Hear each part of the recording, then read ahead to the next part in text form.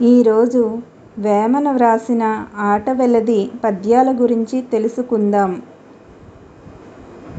వేమన వ్రాసిన ఆటవెలది 4 పాదాల్లో చివరి పాదం మకుటానికి పోయింది. మిగిలిన 3 పాదాల్లో లోకరీతిని చెప్పాలి. దాన్ని సమర్థిస్తూ ఒక దృష్టాంతమో, ఉపమానమో, నానుడో ఉదహరించాలి. ఎంతటి శిల్ప నైపుణ్యం ఉండాలి! మేడిపండు చూడ మేలిమైయుండు, పొట్ట విప్పి చూడ పురుగులుండు, పిరికివాని మదిని బింకమీలాగురా, విశ్వదాభిరామ వినురవేమ. 2 వైరుధ్యాల్ని చక్కటి దృష్టాంతంతో గొప్పగా చెప్పాడు. వేమన పద్యాలు ఉపమాలంకారాల తిట్టెలు.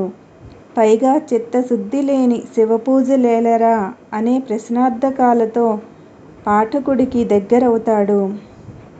వ్యర్థపదాలు వాడినా అవి శైలిలో కలిసిపోయేట్టుగానే ఉంటాయి. వేమన పద్యాలలోని పాదాలు ప్రజల వాడుకలో సామెతలయ్యాయి. వేమన సమాజమనే మేడిపండు పొట్ట విచ్చి పురుగుల్ని చూపించాడు. సమాజంలోని అన్యాయాలకు, దుర్మార్గాలకు కారణాలను అన్వేషించాడు. ఆ కారణాలను వెల్లడించి ఖండించాడు. పరిష్కారాలను దర్శించగలిగాడు. నీతిబద్ధమైన, బాధ్యతగల సమాజాన్నే వేమన ఆకాంక్షించాడు.